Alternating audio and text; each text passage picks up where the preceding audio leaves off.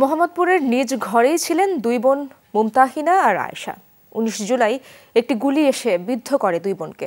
মুমতাহিনা নাজের পায়ে করা হয়েছে কয়েকটি অপারেশন, কিন্তু চিকিৎসকরা বলছেন পুরোপুরি সুস্থ হতে লাগবে অনেক সময়। তাদের পরিবারের চাওয়া আহতদের তালিকা হোক, সবাই জানুক আন্দোলনে কত মানুষের কত ত্যাগ।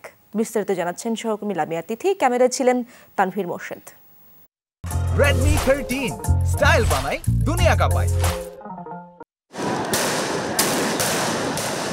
১৯ জুলাই রাজধানীর মোহাম্মদপুর, আশেপাশে শুধু সাউন্ড গ্রেনেড, বিস্ফোরণ আর গুলির শব্দ। বসিলায় ওয়েস্ট ধানমন্ডি হাউজিংয়ের বাসার ৯ তলায় শোবার ঘরে দাঁড়িয়ে খালার সাথে কথা বলার সময় হঠাৎ একটি গুলি এসে লাগে মুমতাহিনার পায়ে। একই গুলিতে আহত হন খালাতো বোন আয়েশা। হঠাৎ করে আমি পড়ে গিয়েছিলাম, আমার বোনও সাথে সাথে পড়ে গিয়েছিল। যেই মুহূর্তে আমার মাথায় এসেছে যে জিনিসটা গুলি হয়েছে, তখনই আমি বলছিলাম যে গুলি লেগেছে। তখনও দেখছি যে খালামণি আয়েশার পায়ের বাধা, ওড়না বাঁধার চেষ্টা করছে। তখন আমি বলছিলাম যে খালামণি, এই ঘরে থেকে এই কাজটা করা উচিত হবে না, চলেন দ্রুত আমরা অন্য ঘরে যাই। গুলিটি মুমতাহিনার ডান পায়ে আঁচড় কেটে বাম পায়ে হাঁটুর এক পাশ দিয়ে ঢুকে আরেক পাশ দিয়ে বের হয়ে যায়। তারপর পাশে দাঁড়ানো খালাতো বোন আয়েশার পায়ে গিয়ে লাগে। এই একটি গুলি মুমতাহিনার বাম পায়ের হাঁটুর হাড় কয়েক টুকরো করে দেয় আর আয়েশার ডান পায়ের হাঁটুর নিচের অংশের হাড় ভেঙে দেয়। আরো সময় নেওয়া হলো, প্রতিবেশীরা আসলো, ডাক্তাররা পর্যবেক্ষণ করলেন, এই পা ছুঁয়ে এই পা ভেদ করে চলে গিয়েছে, তারপর আবার ওর পায়ে বিঁধে রয়েছে।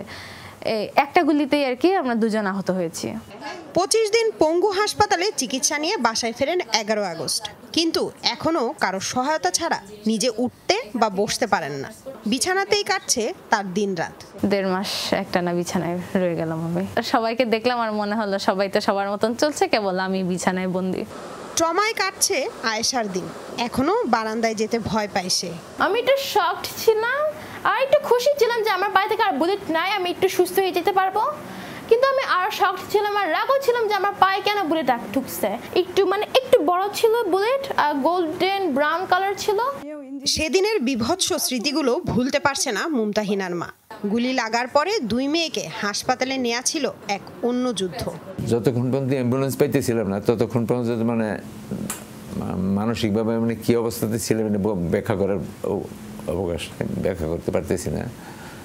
অ্যাম্বুলেন্স পাওয়ার পরে মনে হলো যে অনেক কিছু পাইছি, এমন একটা কিছু হয়তো হবে। সে তো বারান্দাতে ছিল না, সে বেডরুমে ছিল। তার একটা গুলিতে দুইটা বোন, আর যদি আর ওই দুই বোন না থাকতো, আমার বোন নামাজ পড়তেছিল, ওর মাথার এদিক দিয়ে ঢুকে ওই দিক দিয়ে বের হয়ে যেত। আমি তো সেই দৃশ্যগুলো ভুলতে পারি না। ভিকারুন্নেসা নূন স্কুল অ্যান্ড কলেজের বেইলি রোড শাখার এইচএসসির পরীক্ষার্থী মুমতাহিনা নাজ ও একই স্কুলের ধানমন্ডি শাখার ৬ষ্ঠ শ্রেণীর শিক্ষার্থী মহসিনা আফনান আয়েশা, তাদের মায়েরা চান তালিকা হোক আন্দোলনে আহতদের, তারা যেন পায় রাষ্ট্রের সেবা। যারা আসলে গুলিবিদ্ধ, যারা আসলে নিহত, যারা আসলে নিখোঁজ, তাদের জন্য একটা অবশ্যই তালিকা করা হোক। লামিয়া তিথি, যমুনা নিউজ, ঢাকা।